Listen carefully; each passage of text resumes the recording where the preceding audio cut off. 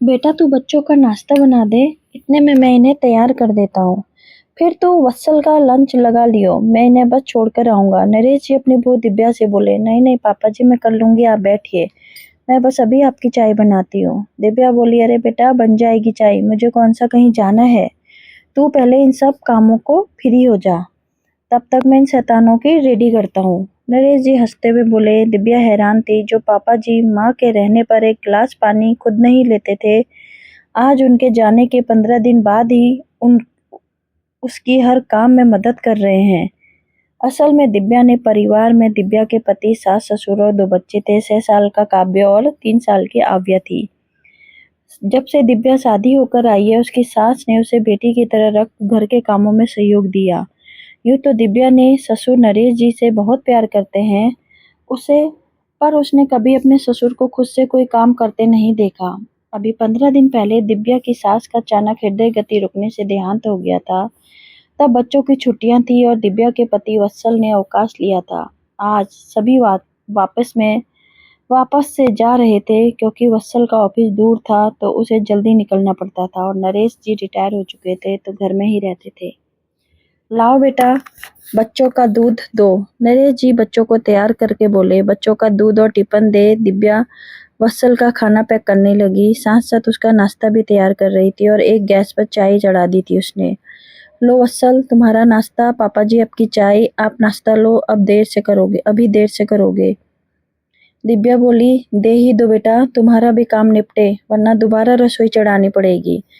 नरेश जी बोले। नरेश जी रोज दिव्या की ऐसे ही मदद करने लगे। दिव्या को कभी कभी बुरा भी लगता और वो मना करती तो वो प्यार से उसे कहते, कोई बात नहीं बेटा, सुनो आप पापा जी से बात करो ना, कोई बात है जो उन्हें परेशान कर रही है।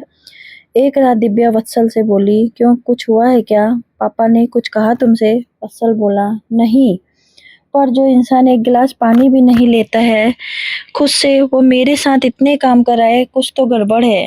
दिव्या बोली, अरे तुम्हें कोई परेशानी हो तो तुम खुद पूछ लो ना। वत्सल बात टालता हुआ बोला। वत्सल तो सो गया, पर दिव्या को नींद नहीं आ रही थी तो वो उठकर बाहर आई तो देखा पापा के कमरे की लाइट जली है। पापा जी आप सोए नहीं अभी तक, तबीयत तो ठीक है आपकी। दिव्या कमरे का दरवाजा खटखटाकर बोली, अरे दिव्या बेटा अंदर आ जा, क्या बात है, तुम इस वक्त जाग रही हो, आओ बैठो। नरेश जी बोले, मुझे नींद सी नहीं आ रही थी तो सोचा टहल लूं, पर आप क्यों जाग रहे हैं। दिव्या बोली, बस ऐसे ही बेटा, मुझे नींद नहीं आ रही थी। नरेश जी बोले, पापा आपसे एक बात पूछनी थी।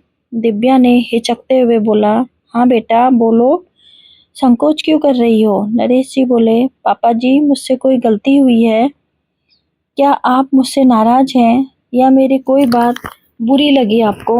दिव्या बोली, नहीं तो बेटा, पर क्यों पूछ रही हो तुम। नरेश जी हैरानी से बोले, पापा जी इतने दिनों से देख रही हूँ आप मेरी हर काम में मदद करते हैं, जबकि मम्मी जी के सामने आप एक गिलास पानी भी नहीं लेकर पीते थे। दिव्या सिर नीचा करके बोली, हाँ हाँ हाँ, तो तुम्हें लगा मैं तुमसे नाराज हूँ। देखो बेटा, जब तक तुम्हारी सास थी वो तुम्हारी मदद की थी, अब वो नहीं है तो मुझे दोहरी जिम्मेदारी निभानी है। मेरे लिए जैसे वत्सल वैसे तुम, जैसे मैं उसकी सुख सुविधाओं का ध्यान रखता हूँ, तुम्हारा रखना भी मेरा फर्ज है। नरेश जी प्यार से बोले, पापा जी। दिव्या की आंखों में आंसू भर केवल इतना ही बोली, हाँ बेटा, अब माँ और बाप दोनों की जिम्मेदारी मुझे उठानी है। तुम्हें सुबह इतने काम होते हैं, वत्सल भी मदद नहीं कर पाता है, तो मेरा फर्ज है कि मैं अपनी बेटी को थोड़ी मदद कर उसकी कुछ परेशानियां तो हल कर सकूं। समझी बुद्धू, मैं नाराज नहीं हूँ तुमसे। नरेश जी प्यार से दिव्या का सिर पर हाथ फेरते हुए बोले। दिव्या अपने ससुर के गले लग गई। आज उसने अपने ससुर में अपने मृत पिता नजर आ रहे थे। सच में पिता पिता ही होता है, चाहे वह ससुर के रूप में ही क्यों ना हो। दोस्तों अगर कहानी पसंद आई तो चैनल को लाइक से सब्सक्राइब जरूर कीजिएगा और मुझे ऐसे ही अपना प्यार और सपोर्ट दीजिए।